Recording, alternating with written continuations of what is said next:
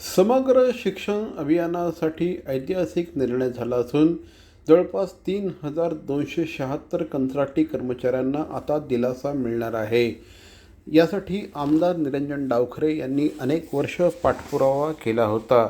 22 वर्षांपासून समग्र शिक्षण अभियानात कंत्राटी तत्त्वावर सेवा बजावणाऱ्या 3,276 कर्मचाऱ्यांना यामुळे आता विशेष बाब म्हणून समकक्ष वेतन श्रेणीतील अधिसंख्य पदं निर्माण करून पात्रता कर्मचाऱ्यांना त्यावर नियुक्त्या देण्याचा ऐतिहासिक निर्णय शासनाने जाहीर केला आहे. या निर्णयासाठी कोकण पदवीधर मतदारसंघाचे आमदार श्री निरंजन डावखरे गेल्या 1.5 वर्षांपासून पाठपुरावा करत होते. विधान परिषदेच्या प्रत्येक अधिवेशनात त्यांनी हा मुद्दा उपस्थित केला होता. सेवा समाप्तीचा प्रस्ताव, वेतनातील तफावत आणि सेवा शाश्वतीचा अभाव याकडे त्यांनी शासनाचं लक्ष वेधलं होतं.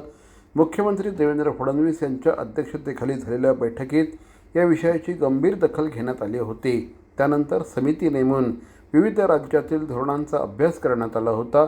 समितीच्या शिफारसी आणि मंत्रिमंडळाच्या मंजुरीनंतर अखेर शासनाने हा निर्णय घेतला आहे. 30 जून 2026पर्यंत 10 वर्ष किंवा त्यापेक्षा अधिक सेवा पूर्ण केलेल्या 3,276 कंत्राटी कर्मचाऱ्यांसाठी अधिसंख्य पदं निर्माण करण्यात येणार आहेत. त्यांच्या विद्यमान पदांची समकक्ष नियमित पदांशी सांगड घालून वेतन श्रेणी निश्चित केली जाईल. सध्याचे वेतन संरक्षित राहणार असून त्यासोबत महागाई भत्ता आणि प्रवास भत्ता देखील या कर्मचाऱ्यांना मिळणार आहे.